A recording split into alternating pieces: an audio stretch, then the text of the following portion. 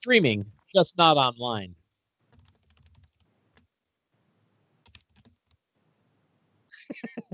So they can't hear me anyway. There we go. Tears of Play. No, I believe you that it's in the DMG, but 86. but the point is that it's not in my. I'll give you this. I will admit this. They do not refer to it as tier 1, 2, 3, or 4. Right. That's what I'm saying. Is that adventures are typically. But the second one is levels 5 to 10. 5 to 10. Okay. So then, what is your other one that you need play tested? Oh, I'm sorry. We're back on that. That was the whole point of this conversation. I'm trying to see if I can help you, and you're yelling at me for it. So we have I can't believe 7. you're not used to Well, you've this, already Chad. run Curse of Black Ice. I did. So we have 4 out of 5 playtests on that one. So we're pretty good. And 4 out of 5 is fine. The one we really need help with is a level 7 one called Zengrin's Game, which is that one is the last layer we finished up. So it was the last one in the playtest queue, and we have not gotten any feedback on that one yet. And then the next one we could use playtest on is level 20 for Hell's Heart, in which you fight a fiendish ancient gold dragon archmage. Okay, so this is one I could theoretically help you with, but not probably for several months, and I imagine that's too late. Yeah. I'm just trying to We're shipping. Right. I'm trying to figure out what I can fit into my current game. Yeah. So we have let's see. We have a 7, a 10, 14, 6, or 7, 8, 10, 12, 14, 16, and 20 are the ones that still need it. And the 8 and the 12 have 4. Most of them have 3. Hell's Heart, which is the 20th level, has 2. And then none for Zengrin's Game. So Zengrin's Game is the only one that we really need. I thought we had one. I think we had. As we will discuss momentarily, my regular game hasn't had a regular game in I screwed up. Zengrin's Game does have that. So it's been a few weeks since we've run my regular campaign. So I don't want to just do a one-shot for them right now because I think they're eager to get back into it. Sure. So. Yeah, I wasn't begging. No, I know you weren't, but I like to help out where I can, you know. Sure. So we're pretty good, frankly, and it's going to be fine. The other one is like if we don't get the high level stuff play tested, it's probably okay because people really don't play high level stuff that much anyway, and it's so hard to tune a high level layer for anybody, and we put in like huge ranges of ways of changing the power. So, there's like for people watching this video later, because I don't think there's anybody currently in the stream besides us. We just started. But for people watching this later, we are discussing Mike, James, and Scott, Fantastic Layers, recently kickstarted and coming out. You said this month, next month. Our goal is this month. Our plan is to have the PDF out this month. And it's a series of like crazy big bad evil guys in their 23 layers. 23 boss battles. Right. 23 boss battles for 5th edition with layers and stuff. Can you crop the top of my thumbnail like just a little bit? Just below the edge of my fake library. You are such a pain in the ass. We love you, but you're, you know what you are. Picky. Let me see if I can remember what stupid button I had to push to crop. Oh. I need to host. Oh, I got so many windows. How do I? Do you look pretty enough now? I don't know. Hang on. It's got a. Oh yeah. Yeah, that looks great. Thank you. Beautiful. I need to host, which means I got to find out. I got to go to the chat and I type host. It's been a minute since we've had a stream. There we go. Video is either unavailable or not supported in this browser.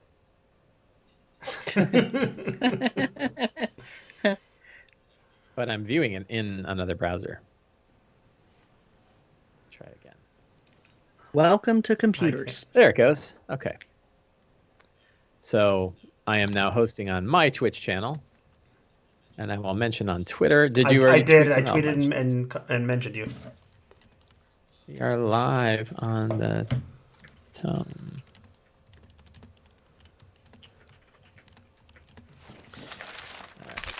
Tweet. So I got my as always, there's my script. Ready to go. It's a fair bit of. There's a lot of words. Well, okay. Or is it just Let a me little point box? out. Yeah, that is the script, and that is just my notes to remind myself what I did in my games since last time. So. Yeah, those notes are too long. No. And I oftentimes don't pay much attention to them, but I'd rather have them and not need them. Yeah. Usually. I have to I will be pulling the plug at 9:30. Okay. Usually let you the know. effort that I go through to write down the notes 10 or 15 minutes before we record is enough to jog my memory that I'm fine with or without them. So, all right. So, Do you have are we friends on Discord? are we friends on Right. Discord? I don't know if we're friends on Discord. Have I ever invited you to? I'm on your channel or your server. You are. I guess it's just Jeff. I'm trying to link to you in my. I don't know why though. You don't care. Go to the Tome Show one, and it'll be just Jeff. Yeah. Add friend, Sly Flourish, pending. No, I wanted to tell my channel. I want to tell my Discord server that we are live, and I was going to link you guys, but it doesn't really benefit you to be linked. Okay. Well. I can tell you don't need an alert that says, "Hey," that's because we're right here now, pending. Hey, Jeff is my friend. Yay! I have friends. All right. Well, Mike always has a hard out, so should we go ahead and get started? Sure. Let's do it. All right. Where's my recording software? There it is.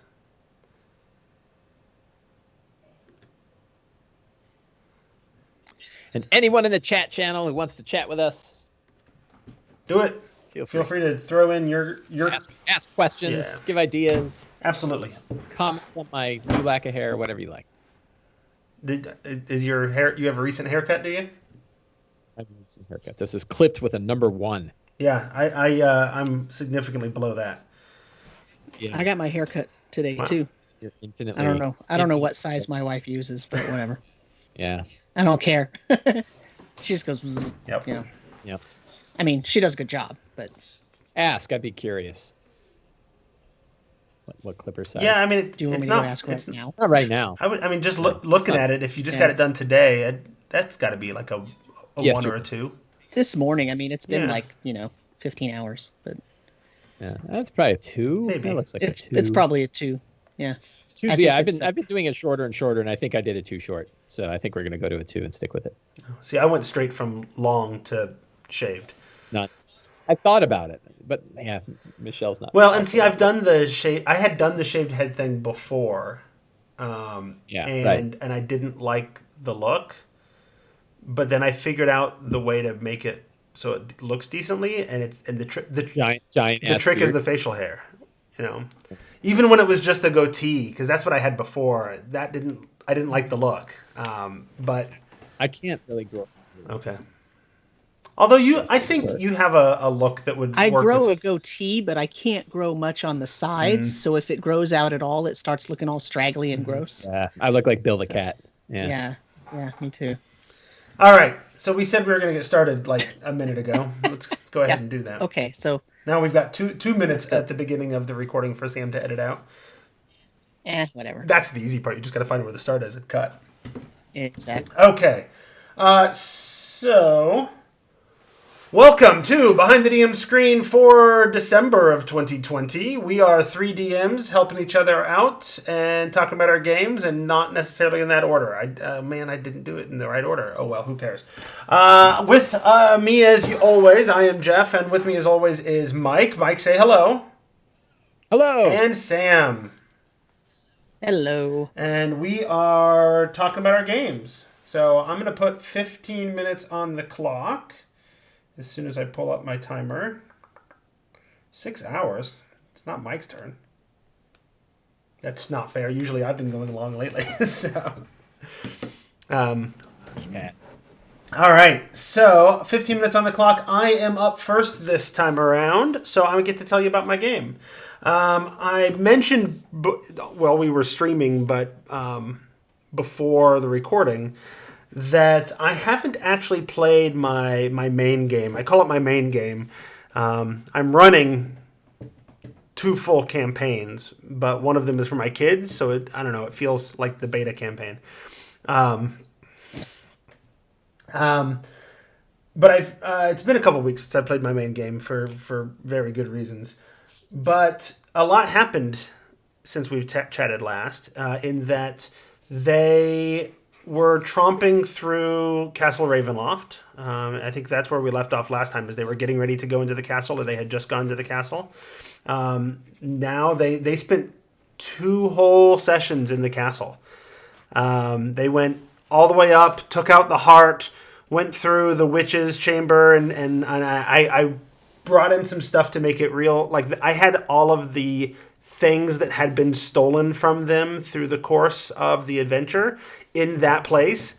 And at one point they stayed in the Vistani camp overnight. So I said that the Vistani stole like hairs from each of them as well. So there was a little vial in the witch's ritual room with each of their names on it with just a few little hairs, and that creeped them the heck out, right? Yeah, the witch fight is like super easy. Those witches are like what, CR3, so the fight with them wasn't the big deal. And then they work their way down. One of the players, I should say, has enough of a memory of the map that he's like, okay, I think we're kind of in this place. So if we go there and then down these stairs and then go over that way, we'll be back in the basement. Like he like had the whole map, and he was right. He had the whole map memorized through places that he had never been before. And then the next session, they got to the basement. That's where we finished the session. The next session, I had Strahd try to pull some tricks. He tried to charm somebody that has taken a dark gift and can't be charmed at the moment.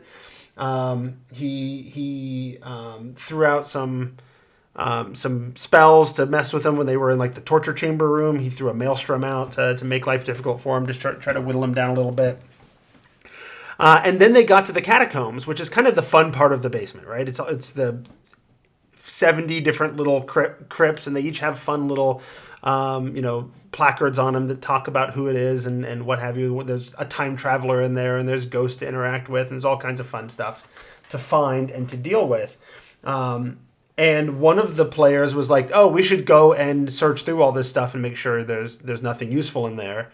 And a couple of other players were like, yeah, we should totally do that, but we should probably focus on the crypts that look important. They're going to have the best stuff. The first crypt they went to then was Sergei's crypt, which is where Strahd is for the final fight. Right? So they trigger the final encounter before they had a chance to go through and like loot all the other crypts. And it was a challenging fight. I added a lot to the fight because they were level 12 or 13 at that point. And so they were a little higher level, on the higher level end of it things. Strahd is not. They've got the holy symbol. They've got the sun sword. They've got the Esmeralda's on her way, and she's going to show up partway through the fight, whenever that is, to join them. And so, I mean, they're going to wipe the floor with Strahd. So I worked up a way to try to make it a little more challenging. I slightly increased his hit points, not much actually, but I completely revamped his spell list, and I gave him the ability to have the castle itself concentrate on 3 of his spells for him. Oh, so wow. He could have 4 concentration spells going at once. Which ones did he do? And so he did Shadow Moil, because it gave him resistance to Radiant. Okay. He gave him. He got greater invisibility, right? He threw out anti-life shell, and I forget what the 4th one. Oh, confusion maybe.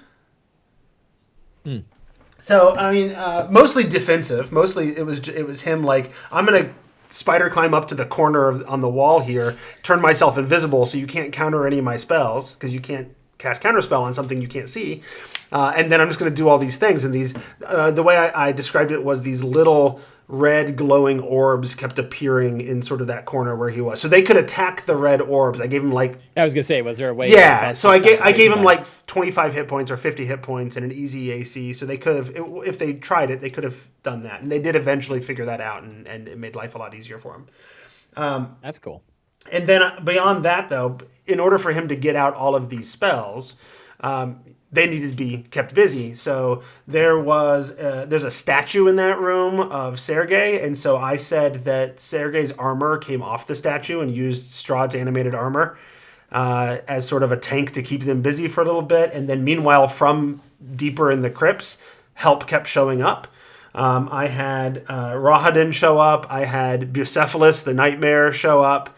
I had the brides, the 3 brides show up as well. Yeah, and I also nothing like throwing 3 more vampires on somebody. And they're vampire spawn, so they're not very difficult, except sure, but you can jack them up. And I did. I used the I don't remember if Tasha's was out at this point. I don't think it was. So I used the Essentials kit sidekick rules, and I gave them sidekick levels. To boost them a little bit, and so not so much that they're going to like steal the show, but enough that like, oh well, that's helpful. And this one's constantly giving this other one advantage on their attacks, and this one's got a few spells here and there to mix things up. That's cool. And that went. I mean, the challenge level was right. They ended up having to take on everything else before they could deal with Strahd because he was so well defended. Then they started throwing out attacks and eventually figured out that they could destroy the red orbs and drop his concentration spells. And things started going their way. It was nobody. I don't think anybody ever dropped, but it was a kind of a hairy fight. It was a challenge. I think they had fun. And then the druid, who had basically used up all of his spells and was out of things to do, at the very end decides, fine, I guess I'll just attack it with the spear, because he has the spear. What is it, the blood spear of Kazan or whatever that thing was from the druid circle back at Yester Hill. So he's got that. And he's like, fine, I'll attack him with that. And he pulls off a hit, and it was the last like handful of hit points, and finishes Strahd off with the blood spear to the heart. Wow. Which I thought was super dramatic. One of the players was a little upset because his paladin was like, I'm gonna kill this guy, and then he didn't get the killing blow. He got the second to last blow and got him Strahd down to like 2 hit points. So he was a little disappointed in that. But that was basically what happened the last time we played. And I sort of described, you work your way back up out of the castle, and you can see sort of the ring of fog starting to spread out and leave Barovia. And as the wall of fog crosses over the area, you see the parts of Barovia integrating into the city of Waterdeep. And now you're on the top of Castle Waterdeep, where Ravenloft is, and bringing them back to where they were, and integrating it to the earlier part of the campaign. All exactly the way I had planned on doing it. And the castle sort of was wiped of its curse, and all the grime and the spider webs and everything goes away. And I also I had made the decision that all of Strahd's like treasures and stuff go away too, because there's a bit of like, I don't want to just hand them the pile of loot for searching the castle when all the threats are gone, and I don't want to have them go around and just like, okay, you've killed Strahd, now go finish off these wights or skeletons, or like that seems kind of like a not fun. So I just sort of said, well, all of that stuff goes away as the fog clears and gets left behind as the curse ends on Castle Ravenloft, right? But then I had a player who was kind of actually pissed about it. He's like, well, then we got a level for killing Strahd, but what was like, where's my loot? Sergei's tomb had +1 plate mail. None of us want it. Like, what did I get out of all this? And he was, and I think it's telling because like he was concerned because he looked at like his character sheet going into Barovia and his character sheet going out of Barovia, and none of his loot changed. In the entire time, he did all of Curse of Strahd, or at least he didn't pick up any attunable items. So his attuned items didn't change at all.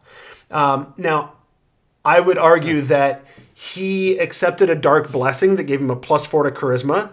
Being a sorcerer warlock, that's huge. Yeah, that's not. He picked up the manual of bodily health and got a +2 to charisma. Another +2, so he got +6. Right.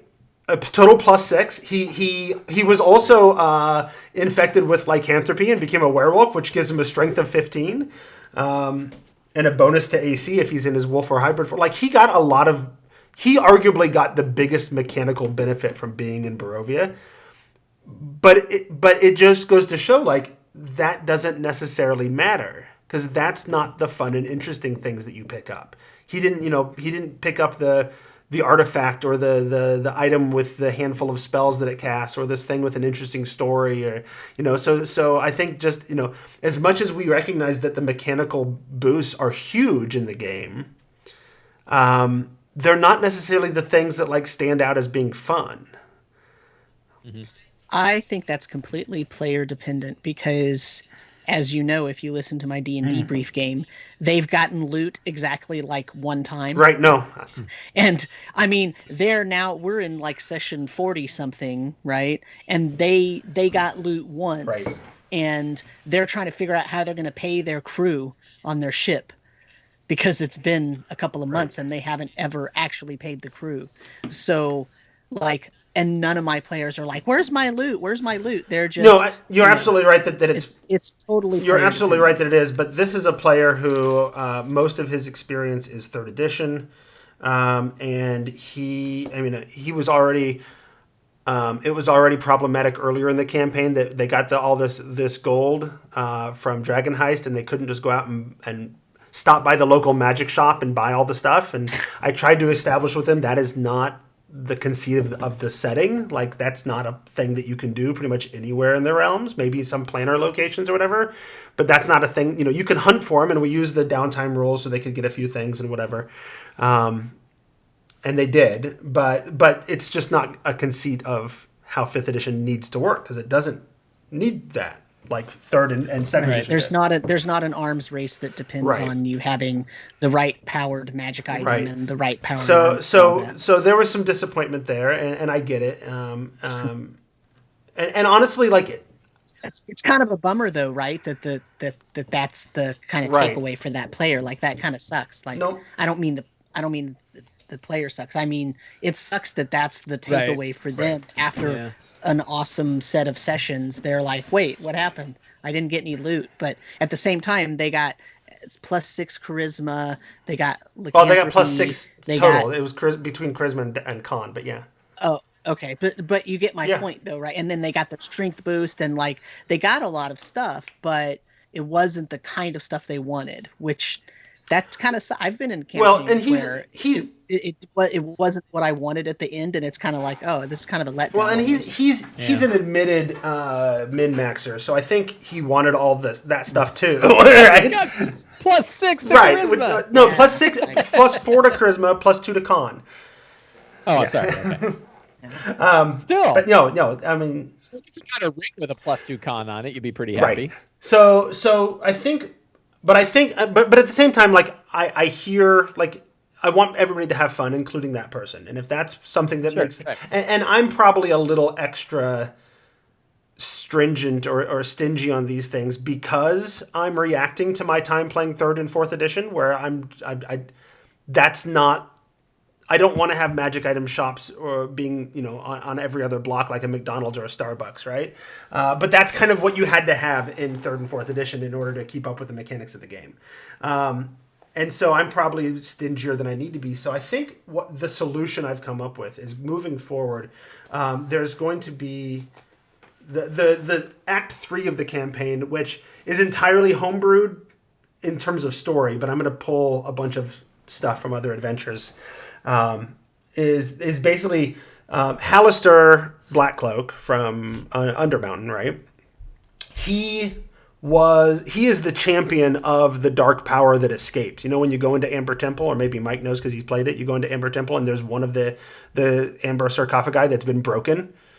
So the story is that hundreds of years ago, actually I think 2,000 years ago in Forgotten Realms time, that's when Barovia last came back to the planet, to reality, and that's when that dark power escaped and Hallister became his champion, and that's the same time that Hallister moved into Undermountain and started doing all his things. And so he's been sitting around waiting this whole time for Barovia to come back again so he could get to the Amber Temple. Now that this Dark Power has a champion, that champion is tasked with going back to the Amber Temple and freeing all the rest of them. And then the Act 3 of the campaign is fighting these other champions and then also eventually learning what can be done about it and re-trapping the Dark Powers and the Amber Temple, sending Barovia back, and basically going back to the way things were, but feeling like you've accomplished this, we saved the world sort of thing, right?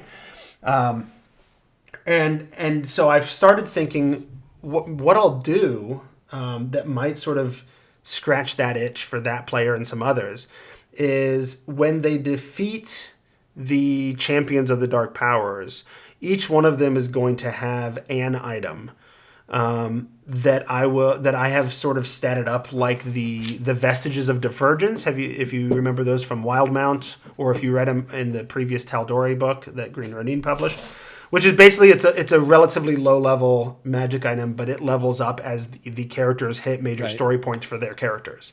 And so I think that might be a fun way to give them something that all of them something that like, oh, now I got some cool loot. And I've decided the one player who was particularly having a hard time with the lack of loot, his will be the one that I've sort of tailored for his character. Whether he ends up with it or not, I guess is up to them. But the one that I've sort of tailored for his character will be in the hands of the champion, the dark champion that's going to attack them right in the heart of Waterdeep. Like as they climb down from the mountain, that's when all of the Dark Powers are going to escape. And that one will be right there. And it's the one, there's one that's like the Hellhound Whisperer or something. And it's going to be the champion of that Dark Power who shows up with, a pack of Hellhounds.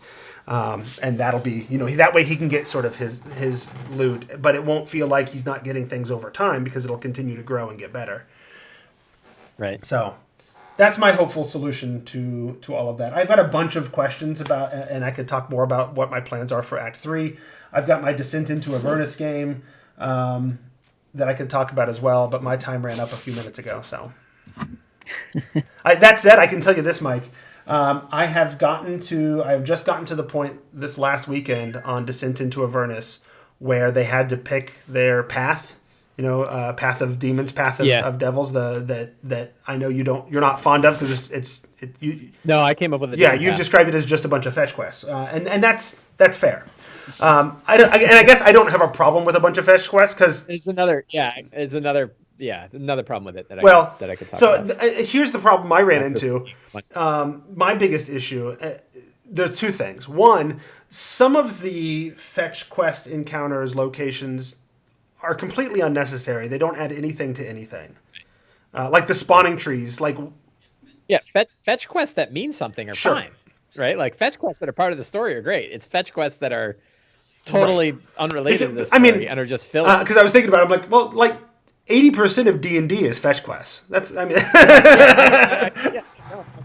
not. Yeah, it's not just that they're fetch quests because. Yeah, like you said, 80% of D&D. But like the spawn, a fetch quest that's not meaningful is it's like a wandering monster encounter that has no connection to anything else. But here's where the thing. What the thing is though is that like one of the paths, the first fetch quest is go to the spawning trees, and then you happen to run into some mean bearded devils, and you hear from them about this other thing going on, and that leads you to the next thing. But like. Why? Like, so it leads you to the next step of the story, fine. But like, why is that the location that Lulu thought you should go to? Like, it doesn't make any sense. It's got nothing to do with Lulu's story or Zariel's story. Like, there's I've started plotting things out, and I know you created your own path, and I think honestly one of the existing paths fits fairly well with the concept of the Path of the Hellriders, which I know is what you had come up with. The Path of the Hellriders that I built from all the pieces that are in the other lines. I didn't make up a bunch. No, absolutely. So I'm different how they. I'm mapping it because that's part of what this campaign is about. Is me testing things out, and I want to run it basically as written as much as possible because my kids are. I mean, they didn't care that the story didn't send them to this. That there wasn't a strong reason to go there or there, right? So that connective tissue wasn't super important to them like it is to me. but I get to test things out and figure out what works, what doesn't work. And so I think with some relatively minor tweaks and maybe shuffling a few locations from there into there, I can come up with, I think what I'm going to call like the one of them is like the path of allies, and the other one's like the path of destruction, right? The one where you go off and you can deal with the Hell Riders and get their help, or you can go off and get Tiamat to just fuck shit up. Yeah, right. Yeah, and I had the Tiamat. I sort of dangled the Tiamat line in right. mind. I was like, you can't, here I wanted other paths, so I had two other of the. I had the path of the Hell Riders, but then I also said, well, we're gonna have the path of Gargoth, as another potential path, and then the path of Tiamat as another path. And the Tiamat one was pretty overt, and the party was like, no, we're okay. I'm kind of tempted to... Archon's like, you want to work for me? And they're like, no, yeah, okay. I'm kind of tempted to just completely ignore the paths altogether when I run it with the main group in a year or so, and basically just have Lulu like remember some locations to put on the map and remember some potential solutions. Oh, well, if we want to break the chains, Tiamat might help with that, or here's a thing we might do, or whatever, and then just let them like, okay, well, you figure out where you want to go and what you want to do and how you're going to figure out the solution to the problem, and just leave it at that. And then eventually, even if you run it as it is, the locations as they are, you'll eventually run into one of the paths that leads you to the Bleeding Citadel. So, sure. But then they can just sort of go where they want. There's not a specific like pick the path of demons or path of devils. I think there's it's similar. Yeah, there's room to kind of build your own path. Period. Right. Well, and I think but I think it's similar. There was a similar area in Dragon Heist where you hit a spot where it's like there's not a real strong connective piece here to send you from there to there to there to do whatever these things, and it just kind of feels pointless for a while, and you got to do a lot of work to make it happen. So yeah, that's a thing. But anyway, now I'm even more over my time, and I've got more stuff I could talk about. I'm using a bunch of James Intercasso and other additions for Descent into Avernus as well. I'm bringing in Dungeon of the Mad Mage and Tomb of Annihilation and other things for my other campaign. I've decided one of the champions. I'm shocked. Yeah, wait a minute. You're not playing the book just direct. You're gonna mix it with multiple adventures together. These are books that I don't otherwise plan on using, but they got some cool things, so I'm gonna rip them off and use them. Wait, is Freeport gonna be there too? Not this time. That was my last campaign. Yeah. Although I like Freeport. Anyway. I'm well over my time. What do I need to mention? Oh, yeah, I need to mention that we have a new sponsor. This is my first recording of the month. So it's worth noting that we have a new sponsor. AwesomeDice.com is a dice retailer, as you would expect. They have a pretty good deal on what they're calling, Sharp Edge dice, like kind of like remember the precision dice, like the game yeah, kind of like dice? those. Yeah, the precision. But they've got a decent price on them, and so that might be worth. What are they called? The AwesomeDice.com. Dice.com, called Sharp Edge Dice or something like that. And then they've also they wanted me to talk about the fact that they've got a special cannabis themed set of dice as well, so people can go check that out. It's legal in your state now. You can like lick your dice and yes, I'm sure that and those are under the category of bardic inspiration. So now we know what bardic inspiration is. Dice. So, all right. Sharp edge. So that's it for my time. Let's go ahead and talk about Mike. What you got? Let's. So I want to talk about. I have two topics that I want to talk about tonight. I want to talk a little bit about point crawls. And I want to talk a little bit about, what was the other topic I had? Jacquet style dungeons. Okay. For some reason I imagine Sam is well versed in both of these topics. Yeah. Jeff, are you? No, I have no idea what you're talking about with either of them. No idea. No, I'm new to D&D. Just as a note, that's named after Janelle Jaquays. Janelle Jacquet. Oh, Jaquays. It's Jaquays, yeah. Jaquays. And so it's Jaquays style dungeon? It's Jaquays, yeah. Okay. On a podcast, they had her clarify how you pronounce it. Good deal. Yeah. So, all right. So we'll start with point crawls. And so I learned kind of both of these ideas from this site, The Alexandrian, written by Justin Alexander, who has an excellent blog with lots and lots of really great material in there, including something like I think it's like a 67-part blog series on how to redo Descent into Avernus. Which he also did for Dragon Heist and a bunch of others. Yeah. Yeah. Mm-hmm. Yeah. He's at Hexcrawl on Twitter, and he has a Patreon. Yes. So.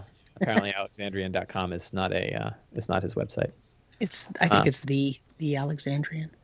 Yeah. So I it's a site I really dig, and I've been thinking about these ideas, but I never really needed the concepts because I was running published adventures, and published adventures, you kind of have this stuff sort of laid out for you.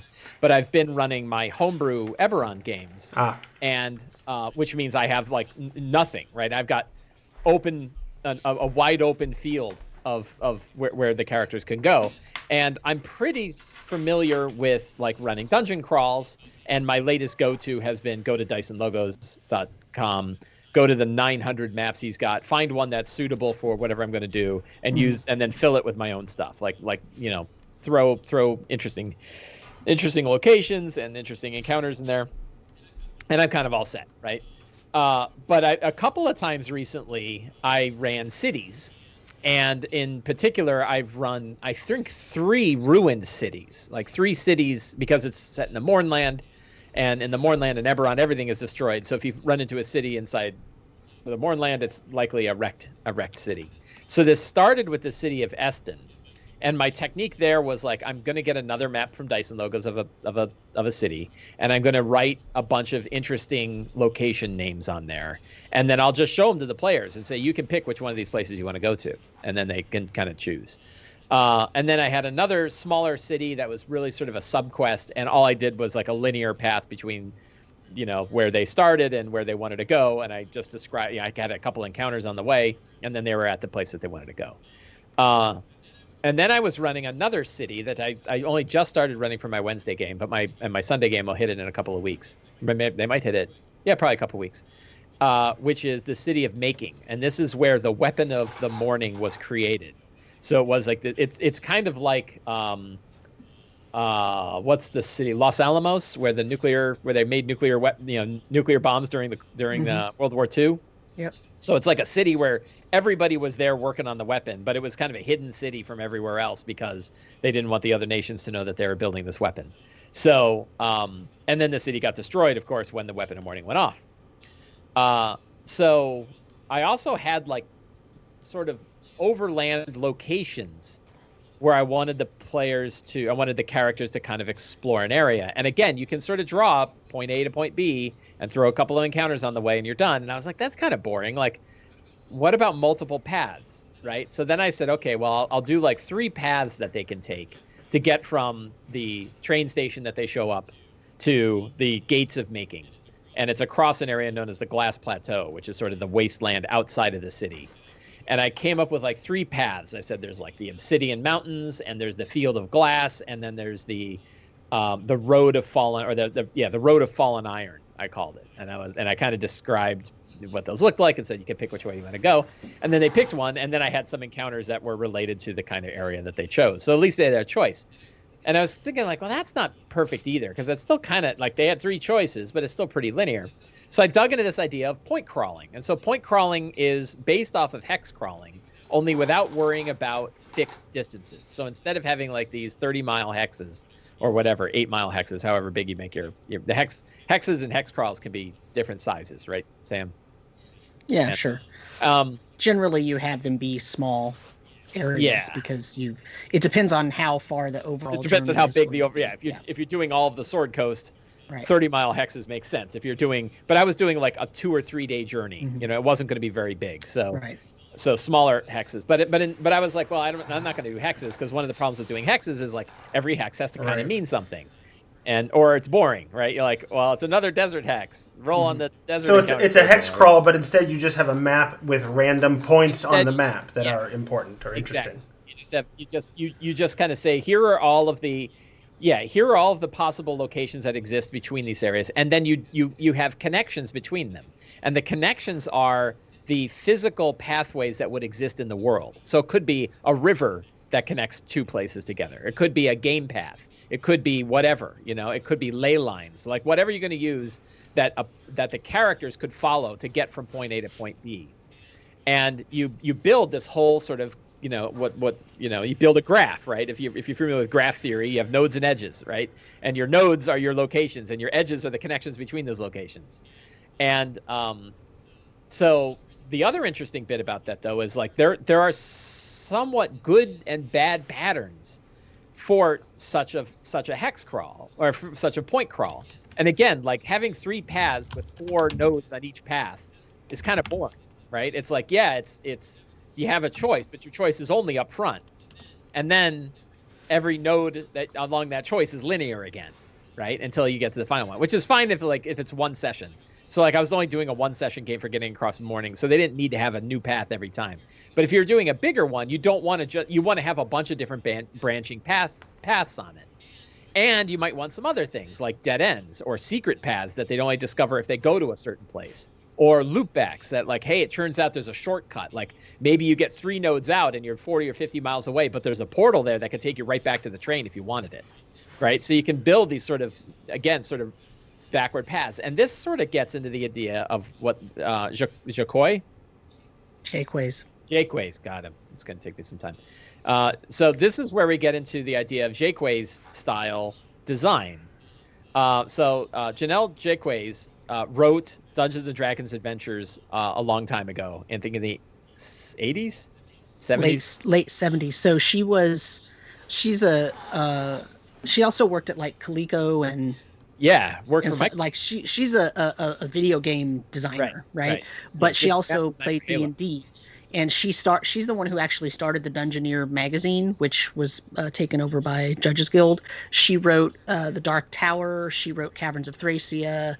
Right. A ton of stuff. She wrote one of the 2nd edition blue books, the campaigning books. The DMG books. She was a designer for TSR, a freelance designer for TSR and she's an artist, so she did a lot of art too. So yeah, she's a sort of all around great designer. Right. And so there's some criteria. So Justin Alexander in his, I think it's like an 8-part series, again, I love Justin Alexander stuff, but boy, a lot of words. So in part 2 of his series on Jaquays style dungeons, shows like what are the criteria that sort of make a Jaquays style dungeon different than the typical. And it's a bunch of things. Loops are one of them, that you have sort of loop backs, right? You don't just have sort of linear paths.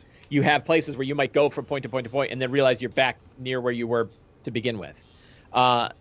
Multiple level connections, that if you have 2 levels that are on top of one another, there's more than one way to get from level A to level B, right? Discontinuous level connections, that sometimes you might have a hole. I remember this from EverQuest, that there's a dungeon in the game EverQuest called Befallen. And if you're on the layer 1 of Befallen, it's like a 3 or 4 layer dungeon, but there's a well in one spot. And if you fall down the well, you're down on level 4 and you're fighting monsters that are way more powerful than you are because you didn't go all the way down. And it was like this dangerous hole that everybody knew about. It's like, do not look down the well because you will fall and then you'll get killed by ghouls. So, but that idea of like maybe you have sort of a big crack that goes through the dungeon and the crack actually leads 2 or 3 levels deeper than you originally planned. Secret and unusual paths, that idea that there are other pathways that you'll discover along the way that sort of loop back or go to some places that you didn't have. Sub-levels, that you might have a whole separate sub-level out here, even though you have big levels. And you'll notice a lot of these are expecting multi-level dungeons. And I'm actually working on an article now about like, well, what is a Jaquays style dungeon that is 1 level, right? What are the parts of these that match? Divided levels, nested dungeons, elevation shifts, midpoint entries, non-Euclidean geometry, extra dimensional spaces. List goes on and on. But there's a few that sort of stand out to me, and the idea of like, secret paths, loopbacks, multiple paths that could take you down multiple levels, things like that. And then I was like, well, can you use some of these ideas when you're doing a point crawl? Right. And the answer is sure you can. Right. That like if you're instead of having sort of linear paths, you can have paths that sort of loop back on each other. Again, you could have, you could have it where maybe you go 4 points out, but there's one point that takes you all the way back. How do you sort of build all of these branching pathways? And the interesting bit about them is they don't have to be realistic. They have to be fun. So like the interesting thing about dungeons that's different than like a manor. So if you think about, let's look at Descent into Avernus, right? And in Descent into Avernus, you have the who are the villains there? The Baroness, Van Thamper, the Van Thamper family. So they have a manor, right? And there's a map for the manor, and the manor is a pretty straightforward manor. And if you're running a manor, it actually works well because it works well when the manor's layout is similar to what a player would expect a manor to be laid out like. It's got bedrooms and kitchens and basements and, servants' quarters and stables and all the kinds of things you could expect. So that way when the players are figuring out how they're going to infiltrate a manor, they have something to go on, even if they haven't been inside, right? They're like, bedrooms are probably on the second floor, right? Kitchens and dining rooms are probably on the first floor. Cellar is one level down, right? But dungeons don't exist in the real world, and they don't make any sense anyway, right? Like, nobody has anything like that. So the design of a dungeon can be built around what are interesting choices for the players to make, right? And how can they sort of learn about what this place is like and sort of have the structure, reveal itself over time. And so if you look at Vanthampur Villa, and you look at the room layout looks very similar. If you look at the dungeon that exists beneath Vanthampur, that dungeon is a Jakeways style dungeon. It's got loops. It's got pathways through. There's 2 rooms in the center that have a secret room between them that then take you from one hallway to another.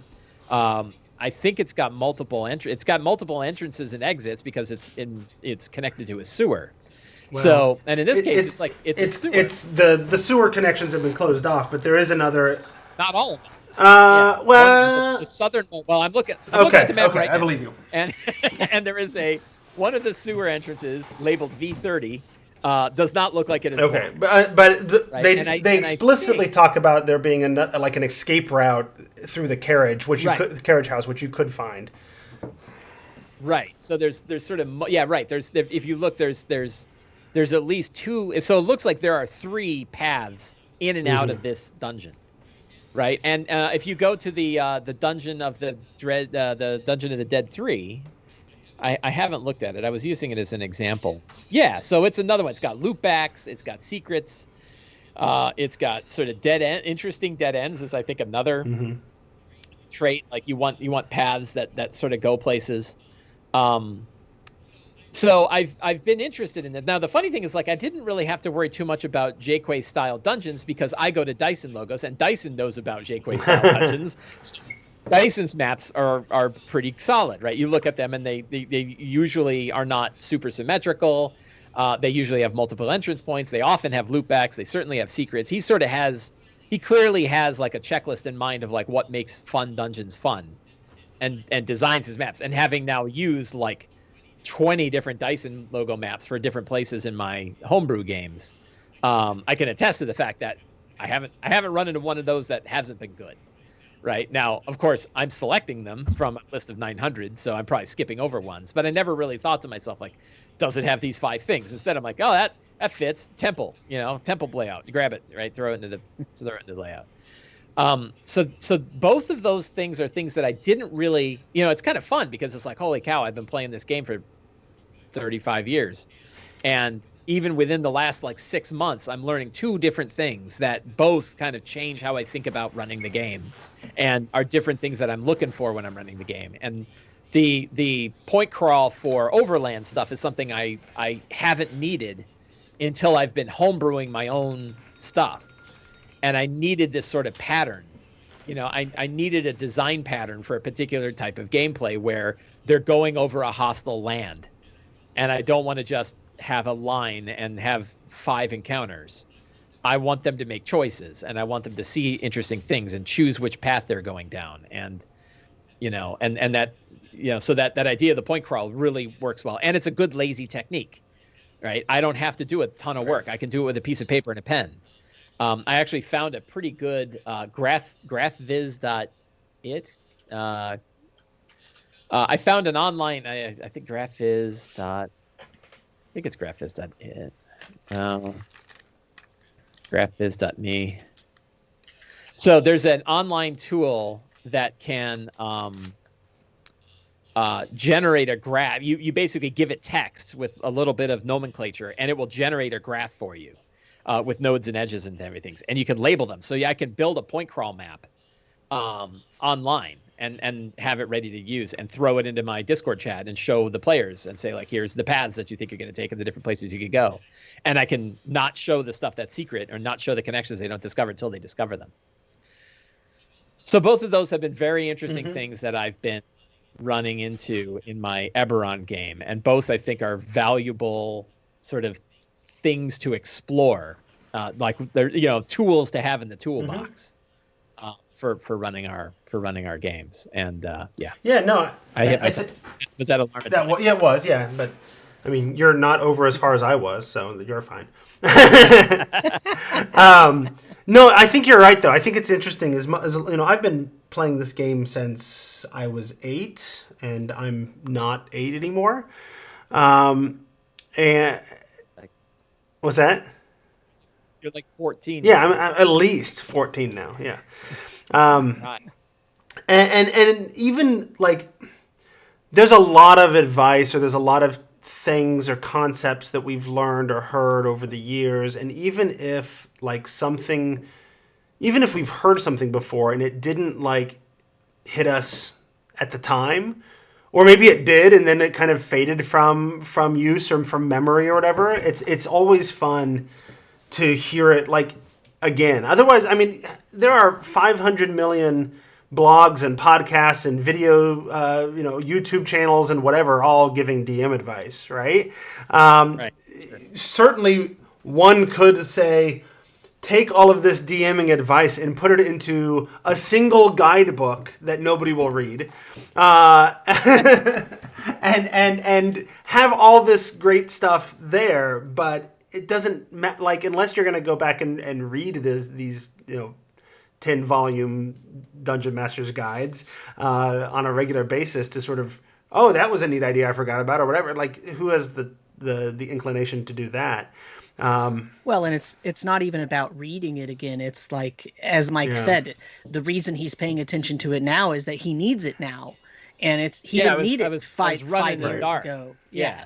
So like having it available now and being able to find it and then develop his own way of doing it is what he needed right then. He could have read it in a DMG or in some kind of advice book previously, but he didn't need it. So it wasn't something it didn't that ring, stuck yeah. necessarily. Well, and honestly, it's even a lot of times it's about what's in the zeitgeist, what's in the conversation in the community right now, that'll like pop up and be like, oh yeah, I kind of remember a thing like that. I never did anything with it before, but it might actually work for this thing that I'm doing right now. So I think that's great. I think it's a testament to the fact that even though every bit of gaming advice that could possibly exist has almost certainly been given, that there's still value in doing these things. I would disagree. I don't know. I know you would, because that's what you do, right? That's what the whole site is about. Yeah. But I don't know that there's any new advice out there, but I think there's. I think there is. I think this is an unlimited hobby, that the variables are so great in what we're creating, right? This is like I think when I was talking to Michelle about the idea of like, I'm going to post a DM tip every day, and she's like, you're going to run out in like 3 months, right? I've been doing it 10 years, right? I've got 5,000 DM tips, right? Now, granted, I have a tendency to go back and do. Have you repeated any tips? Oh yeah, I'm sure, but I haven't repeated 90. Right. There's thousands in there, and it's because it's a relatively unlimited game, and there's so many facets to it. And there's so many angles, and there's so many different ways to kind of approach this thing. It's sort of like, it's like writing or storytelling or doing plays or anything. Like, there's always going to be writing advice. There's always going to be like different ways to handle storytelling. And I think we'll always come up with new ideas and new systems. Now, sometimes we'll go back and look at old ones again. But the idea that like hex crawling was a thing back in the 70s, right, and had a structure to it. In fact, there was hex crawling before there was D&D, Sure. right? And then D&D kind of picked hex crawling up, but then people looked at it and it was like, yeah, hex crawling's great, but what about point crawling? And by the way, point crawling, I forget the name of the person who did it. Ben something? I believe you. I can't remember. Hill Cantons is the name of the blog, and they wrote about it back in 2014. So this is not new. That's 6 years old. But yeah, it was the kind of thing where like, I was, poking around with it, and I think in my Discord channel people were talking about it, and it's I kind of saw that there's this, the way I'm handling it isn't great, and the DMG talks about hex crawls, right? Like the Dungeon Master's Guide does offer things for like, here's how to handle overland travel, right? And here's a bunch of different ways to handle overland travel, and it kind of has it doesn't refine it down to point crawls, but it's sort of in there if you have. That sounds like a really good book. What's it called again? I've never heard of it. Yeah, the Dungeon Master's Guide. Master. Why don't they do one of these with every edition? Jeez. It should. Yeah. I tell you, the Dungeon Master's Guide gets a lot of hate. I find it pretty great. Like I use it for inspiration. It's got a bunch of tables and charts in there that are great. Every Dungeon Master's Guide I've read has been pretty fantastic, but it's not necessary to running the game necessarily. Like I can run a game with not if you've played before. Well, and yeah. The other criticism that's levied on the DMG, which is absolutely sound, is it does not tell you anything about how to be a dungeon master. Like, it is, it's like the structure of it. It literally, it kind of, I forget how it even starts. But that's a tangent anyway. So yeah. So page 9 is a world of your own, and then it starts talking about world building. Right. And page 10 is gods of your world. Oh my God! Right. Like that is not where you want to begin to learn how to play D&D. Is start by making up gods, and let's talk about monotheism versus polytheism. Right. Oh, not helpful. Okay. Right? And then it gets to the planes. It gets into the planes before it gets into making an adventure. Right. What? Creating a multiverse. Page 43. What are you thinking? Okay. Point's been made, and so maybe we should do a review of the DMG someday. Speaking as a person who just recently has gone through literally every edition's DMG and DMG2 with Brandis Stoddard. Is that the 12 days? Or? Yeah, every single DMG has that same problem, Mike. They don't actually tell you how to play the game. None of them do. If only somebody would write a book that helps people learn how to be better, like dungeon masters with less time. Yeah, huh. Someone could just make a blog about that. That'd be more modern, right? Stuff. Hang on. No. Perfect. Okay. They can't hear that on audio, And now we can't hear Mike on audio either. So I can't hear you. Sam, thank you for getting the spam in the chat. For whatever reason, while we've been recording, my computer has decided that I'm not allowed to click on anything. Like nothing happens when I click on anything. And so I saw it, but I can't do anything. The stream is still working. But when we're done, I'm just going to have to manually shut down my computer to end the stream. So I appreciate your help in the moderation. Is my mic back again?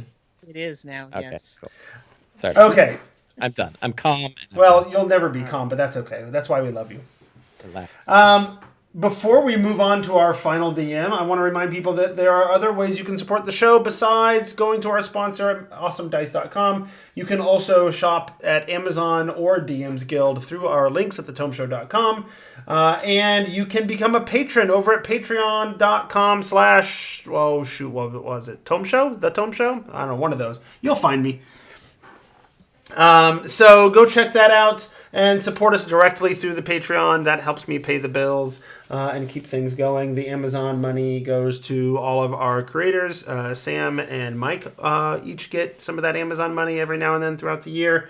And the DM's Guild stuff helps us get stuff that we use for reviews. So thanks for your support and helping that way. Sam, Mike is going to abandon us any minute now, so we better get to you. No, I'm good. I'm good till 9:30. Okay, Sam, you're up. All right, so I am running 2 games actively and starting another game tomorrow. So, quick update on D&D Brief. We were supposed to play on Sunday and we didn't because I got sick, which sucks. But they have gone to the Blue Plateau and patched the hole that was allowing all of the water to be allowed to come into the common plateau, the material plane. And they communicated with the entity, the power that is there that was trapped, which was why the rift was allowed to is be that there the for Warlock's so long. patron? It is, yeah. Mm-hmm. And so he communicated with them. And so they've done that. And the reason I bring that up, I'm not going to talk about a lot of details or anything, but the thing about that is they went to the Blue Plateau and they found that it was basically dry because it had been robbed of all of its water, except for this one final lake. And there was this huge, like 2-mile across whirlpool in the lake, and it was sucking down, and the rest of the water was about to go through the rift. So they went down to the bottom of that and had to avoid being sucked into the whirlpool and slammed into the rift. And they found where the entity or the power was trapped, and they had to find out how to get into the place where the entity was trapped. And then when they got in there, there was a really easy combat. And wait, there was a combat in your game? I mean, it could have. There was. I know it's shocking, right? But it was a really easy combat because they were so prepared and because they were just on it and had all of the resources that they needed. And so the reason I even bring this up is because I knew that exact thing was probably going to happen because they're like 12th level now. And so to give them a difficult combat it needs to be a super big, important combat for it to be actually difficult for them, basically, because they're so powerful. But because the situation was set up, if they had not made their plan very well and they had not gone about the entire situation with caution and intelligence, they probably wouldn't have been able to have such an easy combat. I mean, you know, when I say easy combat, I don't mean some first level noobs could go in there and take it out, right? I mean that for them it was easy because they approached it the right way. So, you know, and that's kind of what you have to do at the higher levels to make something challenging. It's not necessarily about the combat part of it specifically that is directly challenging. It's about the entire situation around it and how they deal with it. Mike, are you having problems with your audio? No. I have no idea. Anyway, so that's that. So that's where we are, and now they have to figure out what they're going to do next, and it probably has to do with some demons and or devils. So we'll see what kind of a deal they're going to try to make there. I have to say it's been fun listening as the episodes come out, because like some of the recent episodes, they've started to realize some of what's going on with the Blue Goblins. You know, they figured out that as they've cured some of them, they've turned into people from different points in time. And at the point that I've listened to recently, like, I don't think they have any idea what's going on. But I know what's going on because we've talked about it here. And so it's really fun to sort of watch it sort of play out. Right. Yeah. Yeah. It is kind of interesting because I'm about 6 episodes behind on editing, maybe 7 episodes now. Well, it would have been 7 if I had recorded on Sunday. And so it's kind of interesting when I go back and I end up editing the behind the DM screen episodes and I'm like, oh yeah, I was talking about that then, you know, and then there's a couple more episodes that I'm editing for the podcast. And so, yeah, it's a little bit, it's nice because it reminds me of exactly what's going on, but that's what's happening there. In other words, they're getting into the real planar stuff. And so it's going to start to get real dangerous for them. The Blue Plateau was the easiest of what they're looking at. And so they're probably going to have to deal with the Dark Plateau again and the Red Plateau, and it's going to get real nasty pretty soon. So that's that. My other game is Rime of the Frost Maiden. And we've had 4 sessions now. The 5th session is this Friday coming up. And they finally, at the end of the 4th session, got some dogs and sleds, and one of them got to ride an Axebeak, which they're in love with. And I had them, they went to Bryn Shander, and they found another murder victim. And so they're trying to figure out what's going on there. And they uncovered some information that this murder victim was friends with or knew the person who drew the lottery. And the person who drew the lottery was the third in command of the militia.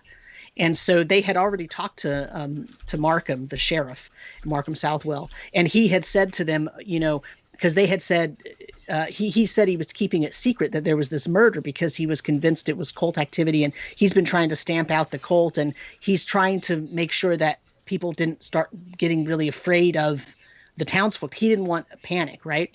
And so it was a shock to him that they came in and they knew that this murder had happened. And they said, well, you know, somebody obviously, you know, if you've had militiamen guarding the house where the murder occurred so that no one finds out and starts talking about it, you know, there's obviously somebody who saw it or who spilled the beans, basically. And he said, oh no, I trust all of my top officers. I trust them. But then when they find this evidence that the murder victim knew the person who's drawing the lottery tickets every month,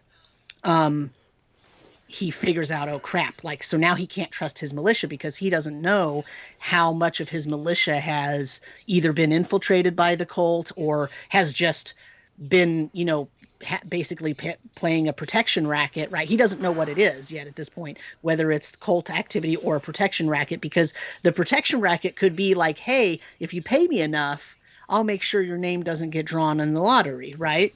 And so that's, you know, corrupt. And so now the sheriff is like, oh crap, I have all these things to try to figure out. But also, really, the party hasn't, I mean, they sort of showed up. He doesn't trust them either. So it's kind of this, you know, you know, these people are very suspicious. They've been living under the winter rime for like 2 years. They're having to do sacrifices. Everybody's super unhappy. The economy is going to crap because everybody is, you know, not able to, you know, do the things that they normally do because of the weather conditions. Everybody's getting scared. There's an increase in cult activity. There's a crackdown with the militia because he's trying to stamp out the cult. So there's all this stuff going on. And the party impressed the person. They stayed at one of the inns, and they stayed at one of the more quiet inns in town. And so I used Legacy of the Crystal Shard to get more locations in Bryn Shander. And one of the inns there is called Geldenstag's Rest, and it's run by this little old lady, basically. But the book gives like a one-line description of her. She's a real busybody or something, right? Like her husband and her used to run the inn, and then he died, and then now she's been running the inn, and it's really quiet and it's really old, but she pretty well takes care of it and whatnot. But it's very quiet. It's not near the heart of the town or anything like that, so it doesn't get a lot of business. But she's a super busybody. So when the players showed up, they wanted a quiet inn. They didn't want a really loud inn.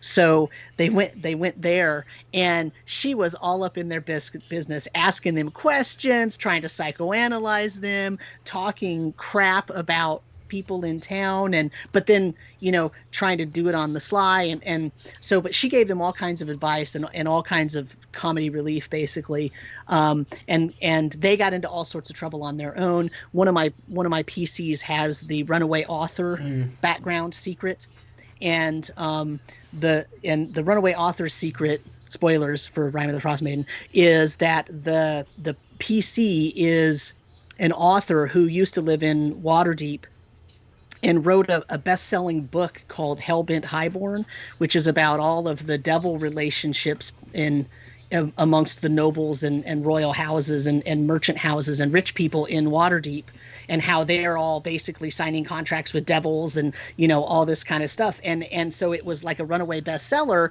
but now, of course, all of these people are after the author. So the author has run away to Icewind Dale. Well, so of course there's this really fancy-dancy bookshop in Bryn Shander that happens to have 3 or 4 copies of this book, and it's all about gossip. And the player who's playing the runaway author PC is really, really like plays the person as very naive and I'm looking for facts, and like she writes down, or he the characters of the PCs, he writes down everything, and like anytime anybody says anything that they don't recognize, like an idiom or any kind of saying, they write it down, and they're like, is that true? And they're writing down everything to gather information because they're going to write another book. And so they're making it really obvious what their background is. And so, of course, the busybody lady, who is part of a book club, catches on right away, right? And so they get into all sorts of trouble. At the end of it, they end up finally because the busybody figures it out, the person who owns the really fancy bookshop makes a deal with the PC. Hey, if you sign the copies of the book that I've already sold to my book club members, and sign my last 4 copies that I have for sale, and promise me that when you write your next book, I will get the exclusive signed copies. Like, you'll come back and sign my copies so that I can sell them for a really high price, right? And I'll make sure that I tell the kennel owner to give you however many dogs and sleds and stuff that you need on credit, because you're going to make, so they make this contract, right? So basically the runaway author uses his clout to get them the ability, because they didn't have any money. They had like 10 gold between all of them, right? And so they because they did the quest in Bryn Shander where they went and got the iron ingots back, but they had negotiated. I didn't offer them money for it. I didn't have the NPCs offer them money, because in my setting, like nobody's using money hardly at all. They're bartering because nobody has any money anymore. There's nothing coming in from outside. So, and they're not printing their own money. So money is really not useful at this point. So they took like a couple of weapons and a set of smith's tools or something. Like that was their reward. So they didn't have any money. So they bargained to get money. So now they have 2 large sleds, 6 sled dogs, and an axebeak, and they made their way over to Tourmaline because that was where the son and daughter of the murder victim in Bryn Shander, he was a merchant business owner, and his son and daughter were in Tourmaline doing some business when he was murdered. So they're going over there to talk about them, and also one of the other PCs got some information about a mine in Tourmaline and wants to go check out what's going on over there. So they're on their way there, and a blizzard comes, and it's starting to hit right as they're getting into town. Right as they're getting into town, another caravan is leaving town and coming in the other direction. And because the blizzard's there, they decide not to stop and talk to each other, so they just pass by. And so I described to them the symbol on the caravan is black circle with a golden paw print or something, which is Torg's caravan, right? And of course, spoilers again, Torg's caravan is the one carrying Sefik, which is the one who's murdering everybody, right? So they passed by the murderer without knowing it. And they didn't stop, right? But that's really great, right? Because what's going to happen is they're going to wake up in Tourmaline the next day and find another murder victim. Well, and that also makes for that great storytelling moment of like you've seen this caravan before, and then it loops back around and comes back up again later as an important story element. So right. Yeah, so they're probably going to do, next time they're going to do the mine quest, which I've totally changed from what's in the book. And they're going to find the murder victim, and they're going to probably start to put together the caravan situation, right? Because, okay, well, wait, now that person, they're going to start to put the timeline together, right? And they also wanted to investigate the White Moose, which is up in Lonelywood, because one of the PCs is the Reghead tribesman, and one of his background things was the reason he even came to be around Tin Towns and start to hire himself out as a guide and a wilderness helper was because his tribe is dying off because all the herds are gone. They have nothing to eat. So when they were in the tavern in Targos, he was telling the other PCs this, and one of the drunken patrons of the tavern there, the Luskan Arms Inn, heard him and said, "Oh, I know what your problem is," and sort of drunkenly told him about how there's this white moose that is kind of like a Pied Piper that's chasing all the humans out of the forest up there, so they can't log anymore, and is causing all the herds to leave the area because humans are killers, right? So they're going to stay over there. Probably they're going to stay up in Tourmaline and Targos for a while. So by the time they get back down near Targos and Bryn Shander, they're going to maybe put together that caravan issue, and they're going to know that there was now another murder in a different one of the 10 towns, and they're going to be able to put together that caravan thing. So it's really nice foreshadowing that they passed that, and so they're going to get to see that later. That would be brilliant. Yeah, so that's going to be really fun. I have made quite a few changes to the Rime of the Frost Maiden. Well, yeah, because it sounds like your initial story arc is all about what was written as just that was just the intro. Yeah, that was the cold open adventure. So. I mean, so instead of doing the cold open where you just have some patron in a tavern tell them, "Hey, do this job for me," I had them witness somebody screamed, and so that person had seen the body, and then they went to investigate it. And you're having them sort of travel around to make the connection with the caravan, as opposed to I think as written, like, what is it? There's somebody else makes the connection and just tells them about it. Yeah, there's an old like bounty hunter person who knows that Sefik did it and is supposedly quit following him and now wants somebody else to take care of the job. Like it didn't really make sense. Like as written, as the beginning of an adventure, I suppose, like, okay, everybody, if you want to play D&D, you have to like pay attention to this person. But like, to me, it felt more organic to have them sort of experience that there's this murder that happened. And I didn't want them to go after Sefik right away anyway, because as Mike Shea knows, he's really dangerous. And if they happen to stumble upon him really early, he could kill them. Probably not. This group is pretty good at going around things and coming up with alternate plans and not getting killed. But it's possible they could have come face to face with him and threatened him and gotten in a fight and had something bad happen. And I didn't want that to happen. If they're going to die, I want it to be because of dumb decision, not because, well, I put this thing in front of them and it seems like the obvious choice is take care of this guy, because that's what they're getting paid for, right? Like, so and I feel like the murder mystery part of it's more interesting anyway, and it gives them a reason to keep going, and then they go and they learn different parts of the towns and they meet the people, and that's going to make chapter 4 much more impactful because they're organically learning who's in town that's cool, who's in town that's dangerous, who can I trust, who shouldn't I trust, what's going on. And when the 10 towns start to get destroyed, they're going to start feeling that real hard, right? Because they met Valine Harpel, who gave them the Chewinga quest. I got rid of the actual quest giver, what's her name, Danica Greysteel. I got rid of her because she has no other relationship to anything.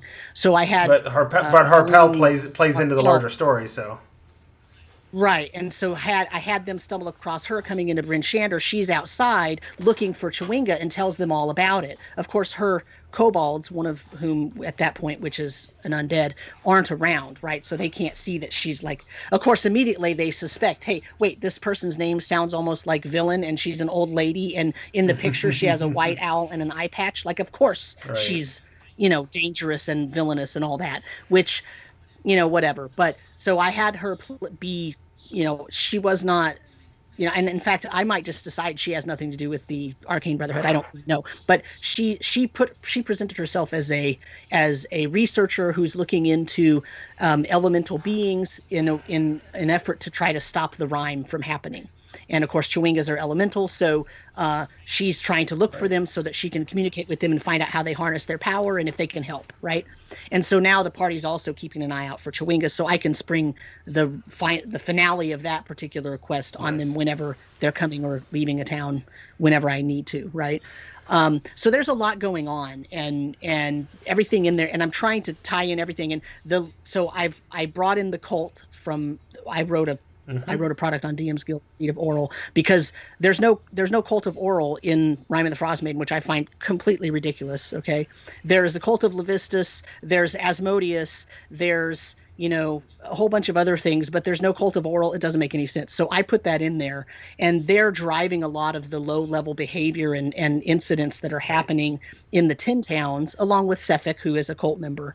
And then also I'm replacing Asmodeus with Torog. And so when they go do the mine, what's funny is the reason that PC was asking about any mines in the area is that she's an ASMR, and her guardian told her that she should come north because there's something that is hidden underground that's going to be uncovered, and it could be very bad for the entire plane of existence. So tying into the she's end game. Asking, right. So everything that she's been at, everywhere she goes, she keeps asking, "Hey, can I? Do you know anything about anything buried? Are there any mines around here? I need to find where they've dug really deep and all that." So she's not even on the same wavelength as, "Hey, there's a glacier with a buried." Well, and it'll be interesting when they start running into like the black ice or whatever, that she might think that's the thing, but it's not. So Auril uses black ice. I made a magic item, and one of the magic items in my product is a ring that's made of black ice. It's based on the ones that some of the barbarians have. In chapter 2, there's some Reghead barbarians that have gone crazy because they've got these black ice rings, and some of them have they got it from Auril. Well, so I took that idea and I said, well, maybe Auril gives these rings and they have a little bit of power, and as long as you're favored by her and you're using it for to meet her ends, it doesn't make you go mad necessarily, and not, at least not at first. So there's all these, they keep finding a ring. Anytime there's been any cult activity, they find a ring, right? And so that's something that they already have started to experience this weird black ice because they're not using the ring and they don't want to use the ring, but they took it to I put a Church of Auril in Bryn Shander, and they took it to the church and they talked to one of the priestesses there, and she wouldn't take it. She said, "No, you should keep it. If you found it, that's what's meant to be. Obviously, Auril has plans for you." And one of my PCs has a secret that makes them favored by Auril. So that player's like, "Oh crap, like, this really sucks," right? So when they go to Tourmaline, my plan is when they go into the mine, there's a big part in the mine that actually goes down into the Underdark, and they're going to start seeing evidence of Torog's influence all over that area, rather than just seeing some kobolds that were influenced by a Grell. And I mean, those things will still probably be there, but now the major influence is going to be Torog. So I'm making some pretty major changes, but it's all forming a cohesive set of here's things that's going on.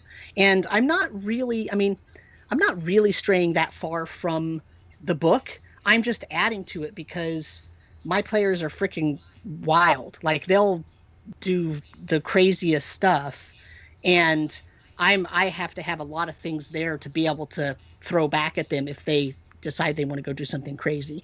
But it needs to be cohesive, right? Like, it all ends up needing to have a point, right? It's kind of like what you were saying about hex crawls. Like, you don't just want to sit and do a hex crawl and do 1, 2, 3, 4, 5 things and then they don't matter. Or when you're talking about the Avernus thing, taking that pathway. Well, if the first 4 steps don't matter, like, sometimes it could feel very hollow, right? So I'm trying to make the relatively unconnected things going on in chapters 1 and 2 suddenly have these connections. Some of them have stronger connections than others, and that's just how it goes. But so that's what I'm doing. My game that I'm starting tomorrow night is going to be streamed on the Trollord Games Twitch channel. It is it's a very old school game. There's no skill system. There's lots of very dangerous sort of combat and treasure hunting, and so that's that. So if you want to watch that, it's at 7 p.m. Eastern on Wednesdays at twitch.tv/TrollordGames. I say, but we shouldn't go too long because Mike's got to ditch us in about 4 minutes. Right. So that's I'm basically done. So unless you have questions or you want to, I need to write my next article for Rime of the Frostman. Nice. I'm gonna be. It's funny because I'm gonna be running this. I'm gonna be running this in probably a couple of months, and I'll be grilling you for questions. Yeah. I mean, one of the major changes I made was travel times, and the distances between the the Tin Towns I didn't change, but I changed the travel times of the dogs and the axe beaks and by foot, so that it makes it more reasonable to travel between the Tin Towns, but you can still make it difficult for them to go outside of that area because those are unbroken trail. So very good. Yeah, no, I highly encourage each of you to only play Published Adventures after both of the others of you have played it or done a deep dive. Like, whether it's Curse of Strahd or Descent into Avernus, I oftentimes go to slyflourish.com to be like, what did Mike do?